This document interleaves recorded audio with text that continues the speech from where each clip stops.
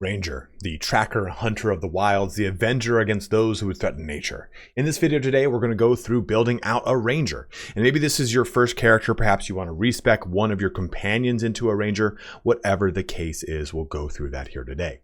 We'll start out at level 1, looking at Ranger on a very base level to discuss the character creation process, go into a discussion about your subclass options, and talk a little bit about standout feats, and close the video out going into some strong multi-class options. You can quickly navigate to any part of this video that interests you the most using the chapters above the timeline in the description. And please don't forget to check me out on Twitch, where I stream every Tuesday, Thursday, and Saturday, which you can find linked in the comment and description below. Let's get started here on how to build a ranger for beginners in Baldur's Gate 3. Loading into the game, let's have a conversation about your race options. Now, of course, this is a single player narrative game, so choose the role play of the race you want the most. None of these races matter, for all of their ability scores are the exact same. You're going to choose which one get +2 and +1, entirely up to you. So no single race is better than another. You just get certain bonuses for certain options.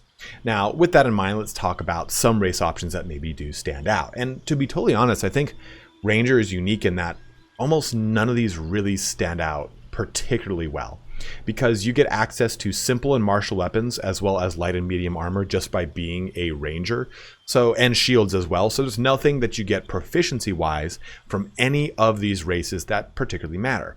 Stuff like the half-orc's ability to land a critical hit with a melee weapon attack. You deal an extra die of weapon damage. If you do want to go with a melee-oriented ranger, this is nice.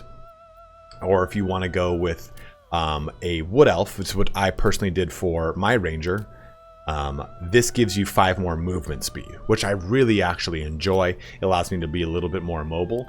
Half elf too, the wood elf half elf has advantage of this as well. So if you want to choose either one of those, it's particularly cool. If you want to go with a small race, the halfling here gets access to lucky. So when you roll a 1 for an attack roll, ability check, or saving throw, you can re-roll the die and must use the new roll.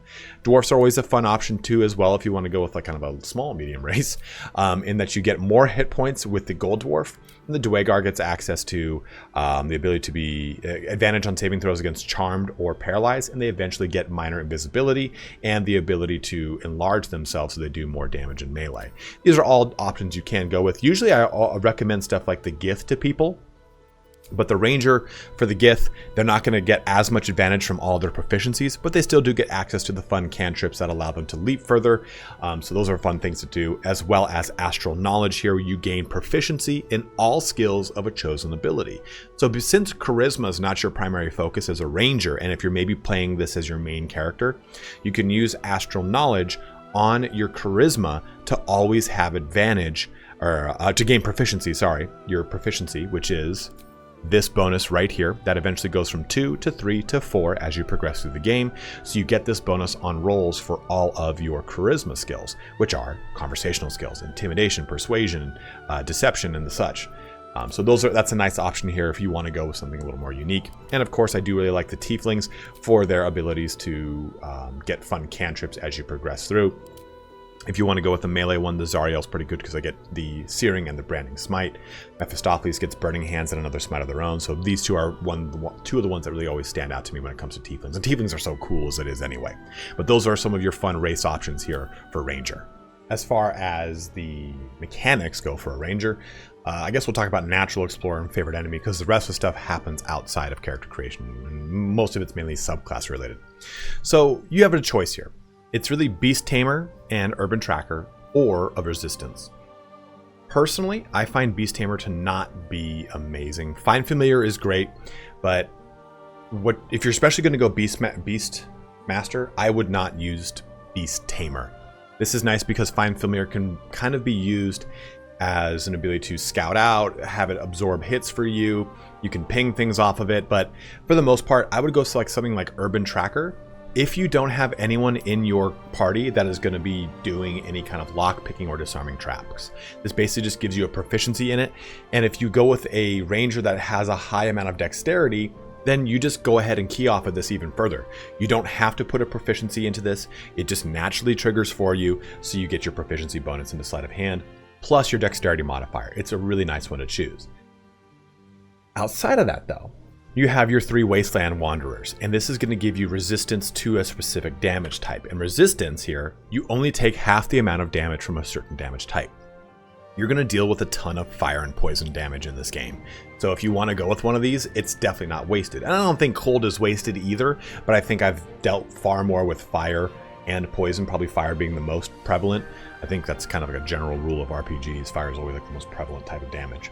But those are good options as well if you already have someone that's going to be having sleight of hand. Outside of that, you have your favorite enemy, and this is going to depend upon what you want to take here. Bounty Hunter is going to give you proficiency in investigation, which is nice, but creatures you hit with ensnaring strike have disadvantage on their snaring throws, your saving throws. And this is really good if you go with a Gloomstalker Ranger, where you can get disadvantage on people on top of their ensnaring strike already going off. So you can just kind of wombo combo things together to get a lot of additional damage onto them. Disadvantage on their saving throw means that they're more likely to take damage from you. Keeper of the Veil here, you get proficiency in Arcana, and you can cast protection from good and evil. Protect an ally from blah blah blah. They can't be charmed, frightened, or possessed by them, and when a creature is attacked, they have disadvantage. This is nice, but it is a concentration spell, so I don't like it very much. It does last until long rest, which is cool and all, but honestly, I think Keeper of the Veil is probably the least inviting on this list, because Arcana is also one that I don't really want to have a huge proficiency in. Mage Breaker is cool because you get proficiency in Arcana again, and you cast True Strike. My problem again with True Strike is that it is a concentration ability. It costs you an advantage. I'd rather just use Hunter's Mark, which is overall a better ability. Ranger Knight is cool because it grants you heavy armor proficiency out the gate as a ranger. I personally have this on my ranger because I wanted to try this. It's unique to Baldur's Gate 3, and it gives you access to heavy armor. I think if you're playing a ranged ranger with a bow, or you're a finesse ranger using dexterity, heavy armor is not the way to go, because heavy armor will negate your dexterity bonus. So all those ability points you put in isn't beneficial. Does that matter to me? No, because I did it and I am a dexterity-based ranger. So you can be just fine and viable if you want to take this route. Or if you like the role play of a Ranger Knight, please feel free to do it. You don't need to go down strength in order to get the advantage of Ranger Knight. Having heavy armor at your disposal is pretty cool. Sanctified Stalker here, though, you swore to hunt the enemies, blah, blah, blah. You gain proficiency in religion and can cast Sacred Flame. It's okay. Again, it's kind of like Keeper of the Veil. I'd rather go with Ranger Knight or Bounty Hunter. Bounty Hunter is probably the one that has a lot of use cases depending upon your multi-class. But those are your two options there for, I guess, Natural Explorer and Favorite Enemy. For your skills and ability scores, let's take a look at what we're going to be choosing here. Now, this will be dependent upon the type of ranger you want to play as. Do you want to focus a lot more on going strength, or do you want to go more with dexterity? If you want to go ranged ranger or finesse ranger, dexterity is the way to go. We bring this up to 17 as that's our primary damage capability, right? Then we pump some points into wisdom here, because your spells are going to be based off of this.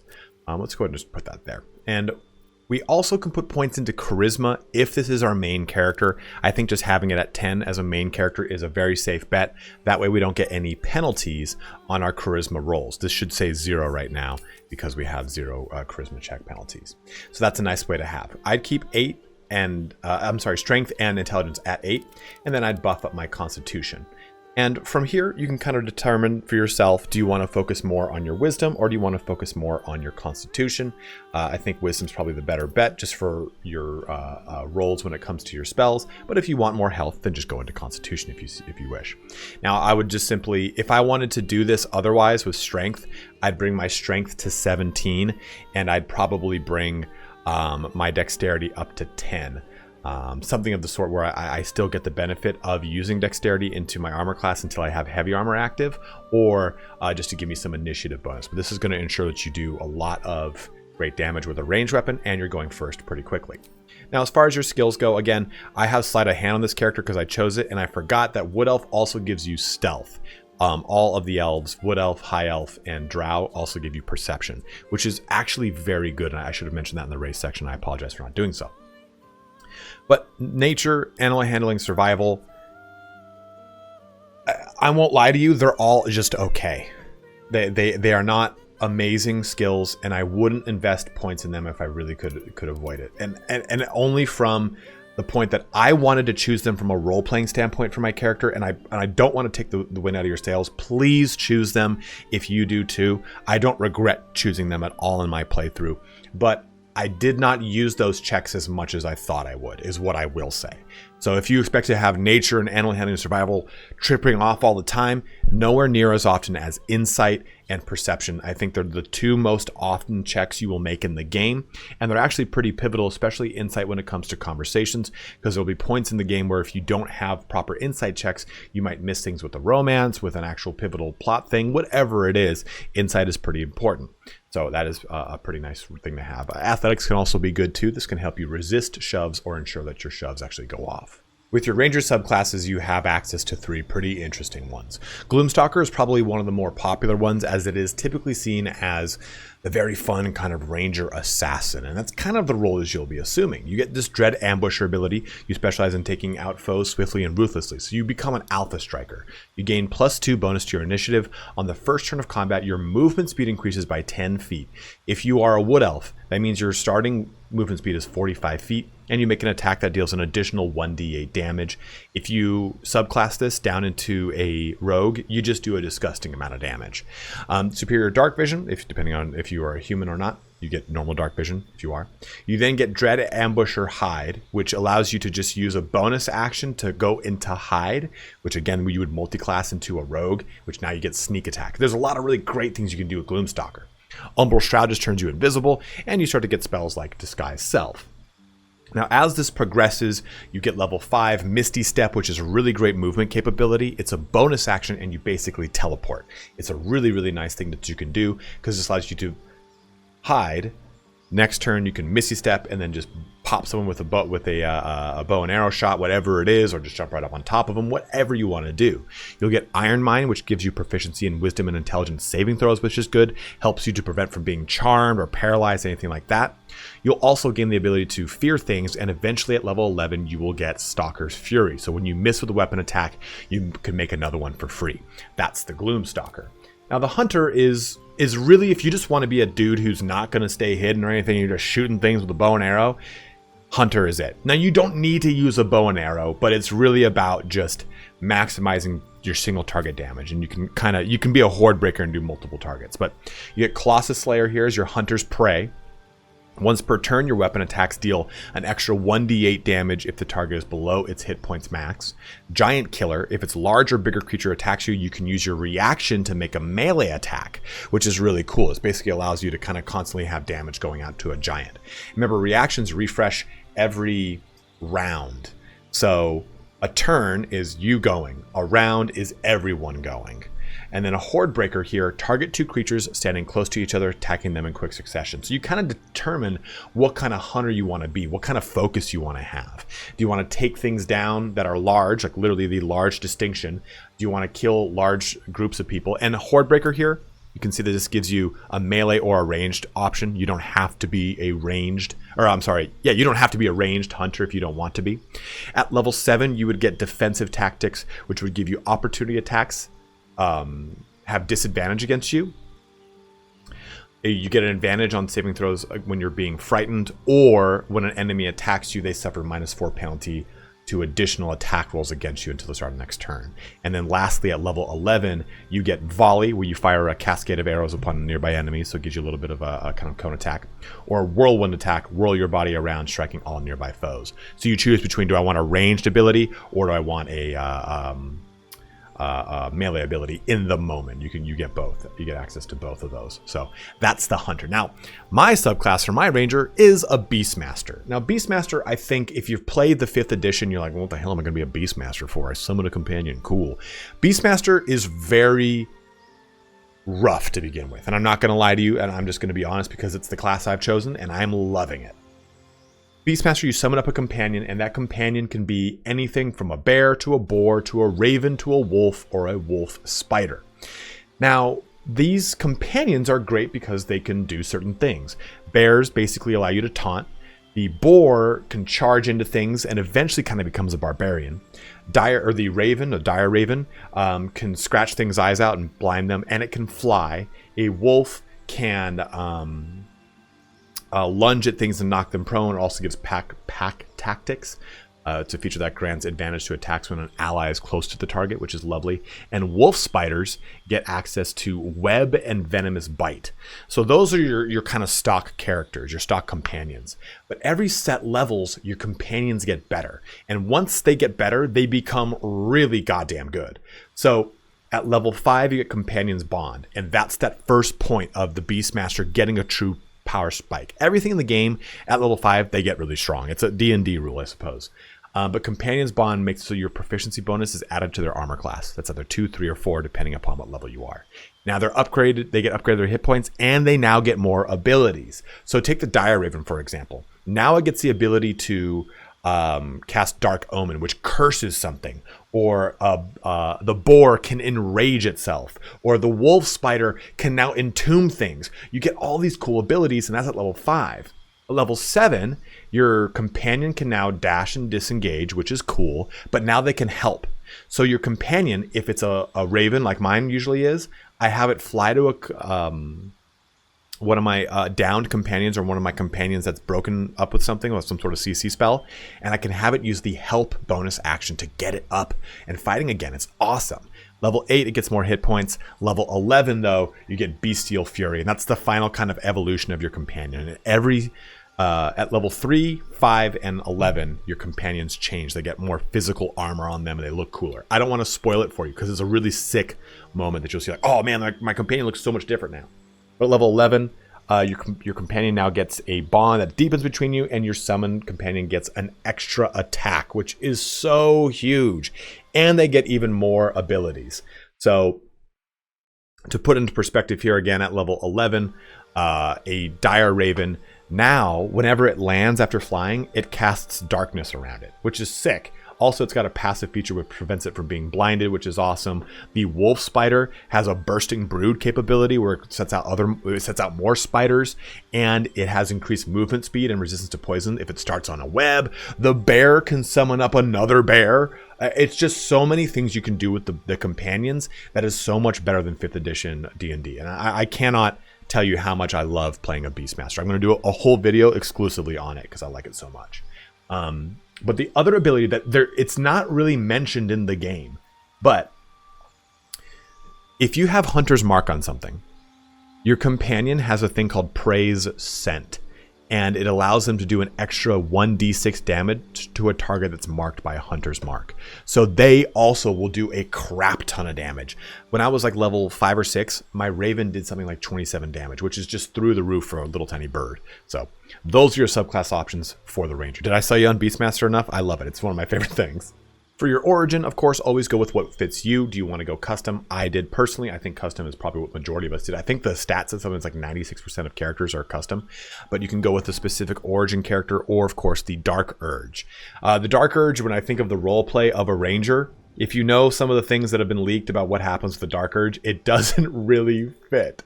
It gets wild. Hint, you are going to punt a squirrel into a tree. And what happens with that? You can imagine it's a lot of gore. So the Dark Urge maybe doesn't fit the roleplay of a Ranger, but it is a very fun and unique playthrough. You want to go with that origin, please do it. You'll have a very different playthrough if this is your second or third. If it's your first one, it can also be quite fun because then will spice into your second and third playthroughs being just vastly different. As far as your background goes, again, same thing. Choose whatever fits the kind of roleplay you have in mind for your Ranger. Are you a former soldier that has kind of turned to the wild, or a former scout from being a soldier and have used those skills to become a Ranger? Are you a former folk hero and have used those Ranger skills to your benefit? Are you a noble that has ranged far out and wide? Are you a son of one that is kind of like a black sheep and picked up the mantle of a Ranger to kind of rebel against the family? Whatever it is, choose what makes the most sense for you. As always, my kind of min-max option is a guild artisan if I don't really care. This way I get access to both insight and persuasion, which I've just talked about how they are so crucial and nice to have. It's nice too because you'll get access to a persuasion as a proficiency bonus, which you wouldn't have gotten otherwise. So it's nice to have an actual conversational skill, get that bonus out the gate. Feats can be a kind of a wild situation for a Ranger here because you have a lot to really choose from. Starting off with the very first one, of course, is always going to be ability improvement here, because you can put 1 point here into dexterity and then another point to bring it up to 19. And then there are tons of other what are called half feats in the game that will give you that final point of dexterity to give you a +5 bonus to your dexterity checks.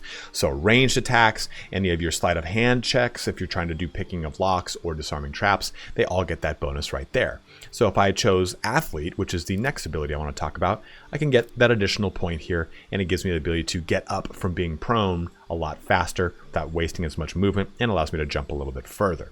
Another really good one that you can take advantage of is Mage Slayer, which is going to impose a disadvantage on anything that is concentrating. So if you are dealing with a particularly nasty enemy that has maybe spike growth down, Hunger of Hadar, maybe it's using Spirit Guardians, whatever it is, you can hit it from ranged and give it a disadvantage on its concentration throw to drop that effect. Keep in mind too, if you're playing a melee ranger, you also will have advantage on any saving throw against a spell cast when you are in melee range with the opponent, and you get a reaction to immediately attack that caster if they're right there. So a nice way to really kind of do a lot of bit of fun damage. Lucky is always really good because you gain 3 luck points, which you can use to gain advantage on attack rolls, ability checks, or saving throws. Remember, advantage is you roll 2 die, you take the higher of the 2, versus disadvantage, you roll 2 die and take the lesser of the 2. And then you can also make an enemy re-roll their attack rolls. So this is great for really trying to make sure you get a big hit in or dodge a big hit from the enemy. Always great to have that active. Mobile gives you a lot more mobility, especially if you are playing a ranged character and you want to get out of being in melee. You can use your dash capability to get out of combat, and also you don't provoke opportunity attacks from your target. So this allows you to get out of the way. So if you move after making a melee attack, you don't provoke opportunity attacks from your target. You can just kind of get out of there quickly, which is always quite nice. Now, the 2 things that really go hand in hand if you are playing a ranged ranger is sharpshooter. Your ranged weapon attacks do not receive penalty from high ground rules. Here it is right here. When you make an attack from above, you gain +2 bonus. When it's from below, a -2 penalty. So you do not suffer those penalties. You only ever get the bonuses, which is lovely. Also, your ranged weapon, you can suffer 5 penalty to attack roll and do 10 damage. This is a toggleable feature. There it is. So you would click this in the passives at the lower portion of the screen. You click passives, and you can simply toggle it on and off. So if you're killing through some chaff bullshit, you simply go ahead and do that, and boom, you're good to go. Or if you want to turn it off for fighting against a boss so that you actually have a good chance of hitting him, this allows you to actually kind of punch through a little bit better. Now, the thing that goes hand in hand with this is crossbow expert. And the kind of min-max that a lot of people do is dual wielding hand crossbows. You can choose this if you so wish. I always find crossbows to be a boring range weapon. I always love bows because, you know, Legolas and stuff. But when you make crossbow attacks with melee, within melee range, the attack rolls do not have disadvantage, which is awesome. And also, your piercing shot also inflicts gaping wounds, so it does additional piercing damage every time. So, I also inflicts gaping wounds for twice as long too, which is just lovely, right? So what's nice here is you kind of use these things in conjunction if you're going with 2-hand crossbows. If you're not going to go with 2-hand crossbows or crossbows in general, then just don't choose crossbow expert. You're fine with just sharpshooter. Now, I will bring this up. Dual wielding is one of my favorite power fantasies. And I think everyone loves dual wielding. And it's a known fact that in 5th edition, people don't quite like 2-weapon fighting or dual wielding. And I'm going to tell you, I don't give a fuck. I love dual wielding. My personal ranger has dual wielder, crossbow expert, and sharpshooter. And I don't even use 2-hand crossbows. I love dual wielding. And I will always choose it because it's just so fun for me. So this is going to make me have +1 bonus to armor class while wielding a melee weapon in each hand. And you can use 2-weapon fighting even if your weapons aren't light. Meaning if you have 2 longswords, you can now dual wield them. I love dual wielder. I don't care what anyone says. So you shouldn't either. Another really big shout out I want to give before we close this section out is alert. So you gain +5 bonus to initiative and can't be surprised. If you stack this with your innate +3 from being a Gloomstalker, that's +8. No one is going to go before you because you also get your +3 of being a 17 dex character. So you are definitely going to be going first almost all the time. Even if you don't choose Gloomstalker, it's always nice to kind of go first and try to dish out damage before it can get dished out to you, shutting down the potential of any kind of damage or spells coming your way. Looking at Ranger progression, we can take a look here at, just starting at level 2, we have access to our spells. Now, Hunter's Mark is really cool here. So it is a concentration spell, which is kind of wild. And this is going to depend too on if you're a Beastmaster or not. And I'll talk about that when we go into Beastmaster. But what this does here, when you put this mark on something, you're going to do 1 to 6 additional damage whenever you hit it with a weapon attack, not just simply melee. So if you use this with a range, it's going to help. If you're a Beastmaster, it does even more damage. So it's nice to have because it's also a bonus action. And if you kill someone with it, you can then just mark a new creature without expending a spell slot. This is nice, gets you able to just do a lot of damage out to things. Now, Enhanced Leap and Long Strider are both ritual spells, meaning you can cast them, they last until long rest, and they don't use spell slots. So you kind of pre-cast this, you cast this on your party when you wake up from a long rest or right in the beginning of everything, so that everyone gets these buffs and they can take advantage of them. Another big one too here is Ensnaring Strike, so that you can ensnare people, which allows you to then, hey, you know what? They take damage per turn. Attack rolls against the creature have advantage, while the creature's attack rolls and dex throws have disadvantage. So it's nice to have this going here, especially depending on what you go with.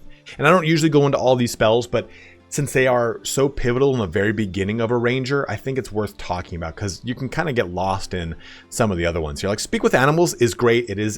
I personally have this one.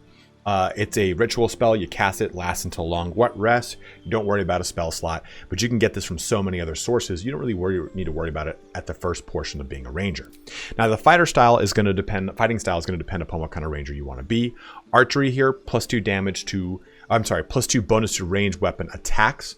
This is what you're going to definitely go with if you want to be a ranged Ranger. Do you want to dual wield hand crossbows? Use a crossbow, use a bow, use a short bow. It's going to be archery. Now you can go with 2 weapon fighting, in which case you would add your ability modifier to the attack of your offhand if you want to go with that. And you also have dueling and defense. Go with whatever makes the most sense for you and your Ranger. Reaching level 5 though, we would get our extra attack, which is always amazing for your not just simple martial abilities, but it does work for also being in ranged. You shoot someone with an action, you'll get an additional attack within that action, which is always great. Your subclass feature at 5 and so on and so forth.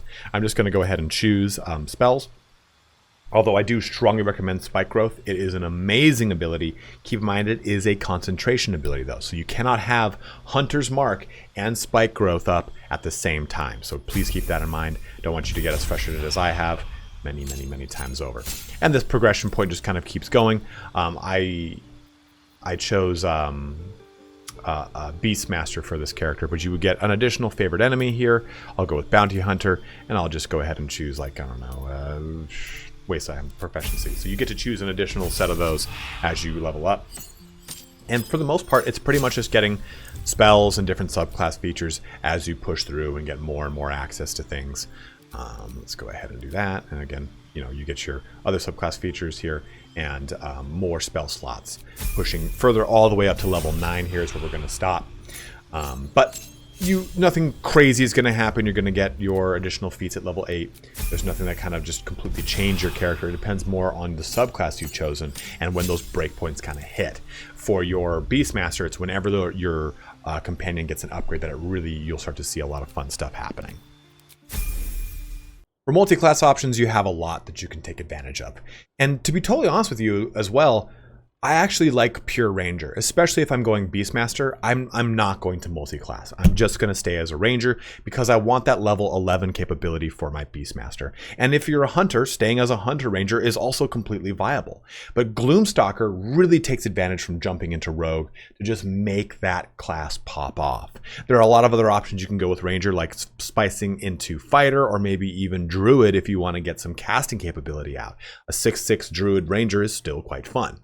And Fighter too, even if I wanted to go pure Beastmaster, I could go 11 Beastmaster and 1 Fighter, and this gives me access to Second Wind if I wanted a little heal here, whatever I wanted to pull out of that, maybe an additional fighting style. So I could go with Archery and 2 weapon fighting.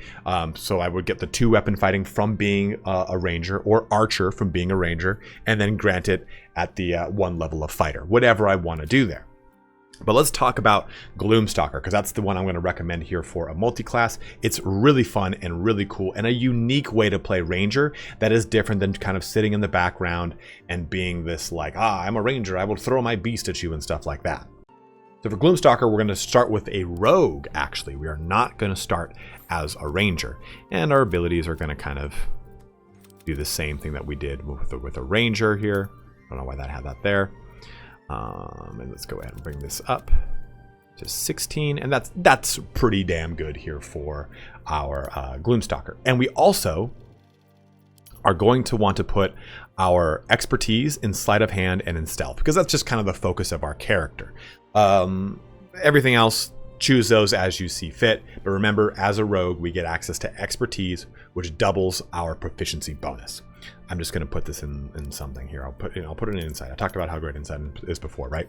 So I'll do that, and we're good to go. And after we've chosen level 1, we immediately pivot into Ranger, even though we get sneak attack and everything, but I'll explain why. And again, here, we do get our bonus cunning actions. While important, we want to get Ranger online as fast as possible, because Ranger is going to give us access to all of our extra attacks and cunning actions from certain things. So, favored enemy, I'm going to go Bounty Hunter to give us disadvantage on their saving throws when I use Ensnaring Strike. And I want to go ahead and go with like a Fire or a Poison for a Wasteland Wanderer. Abilities, I'm just choose, yeah, sure. Zippity-doo-dah, bye. We'll go on, and we'll just start to level our Ranger up all the way here to level 6. Level 6 is going to give us our bonus feat. It's going to give us additional bonus attack. It's going to give us our additional subclass things too. We definitely going to want Ensnaring Strike here too. Always really good, because you just want to have that option up. You can go with Hunter's Mark as well. And I'm going to go Archery. Gloomstalker can go with daggers if you so wish, but in kind of if I'm thinking of this from a min-maxy standpoint, and also from kind of a cool, fun way from Gloomstalker, I am going to dual wield hand crossbows here. It's the approach I've chosen, and there's a really good hand crossbow that takes a ton of benefit from being shot from being snucked? No, sneak. So once we reach level 4 character level, we will go to level 3 Ranger, and that's when we choose Gloomstalker, because now we get your bonus action to hide, basically. We just delayed it for 2 levels. It's not a big deal. I know, kind of when I went through this the first time, I was like, man, I'm going to miss out on that. I think I want that bonus action. I feel really weak. So now we have the ability to sneak attack and use the action sneak attack as a rogue, and we have Dread Ambusher. So we have all these capabilities to really do a ton of damage on an Alpha Strike. We get bonus to initiative. We get an additional 1d8 from the first attack that we make. We're moving faster. We're sneaking around. We also get Dread Ambusher to keep going back into sneak and keep using our sneak attack. And we also get Disguise Self. So just a lot of really great abilities here. This is Long Treader is really going to come in advantage here, just to kind of move around really quickly. Fog Cloud also helps too, to blind and heavily obscure things, so that you can kind of get around stuff quickly to get your advantage on them. Remember, sneak attack works anytime you don't have disadvantage on something. So if you have, that was worded wrong. If you have advantage on them, it's going to work. If they're next to an ally, stuff like that, it's all going to work with your sneak attack. You don't simply have to be hidden for it to work. For our feat here, we're going to go with Sharpshooter. You can go with Alert, is really good, like I said earlier, or Crossbow Expert first. I like Sharpshooter first, in case I don't have good hand crossbows. This is going to be applicable to all range weapons. Push us up to level 5 here. We're going to get our extra attack, which is good. We're going to get Misty Step, which is going to be so goddamn good. And you know what? Let's go ahead and put down Dark Vision. No, I'm sorry, that was Darkness. Spike Growth here, I just really like it. I really, really like it. But extra attack is going to be crucial, and Misty Step allows us to move around a lot now that we are a Gloomstalker Ranger. And level 6 is where we will stop doing a Ranger, because I wanted to pick up our last bit of Favored Enemy. So we can go here with, like, I don't know. We can go with like a Saint. We can go like Keeper of the Veil if we want that, or Ranger Knight, whatever it is. And this, we're just going to go with Fire. So this is just going to give us tons of resistance to both fire and poison now. And it just is really nice to have. You could go with Urban Tracker if you wanted to pick up a proficiency in Sleight of Hand, but we've already got it as a rogue. You can save it if you want. You could have chosen Urban Tracker at the beginning and then chose a different proficiency from your rogue if you wanted to. But I went this route because I think it's a little bit more easy to understand. After we do that, though, we'd pivot off of rogue, or I'm sorry, off of Ranger and just back onto rogue all the way until completion. back here, and we get our cunning actions now online, and we would get access to our Rogue subclass at this point. And you can choose what kind of subclass you want. I really like Thief, because we get fast hands, gain an additional bonus action, and you've seen what we can do with bonus actions now. We can cast Misty Step, we can cast Misty Step, we can use Cunning Action Hide, we can use our Dread Ambusher capabilities to get around. We've got so many things we can do with our bonus action. We can cast Hunter's Mark with our bonus action, so much stuff. This is cool too.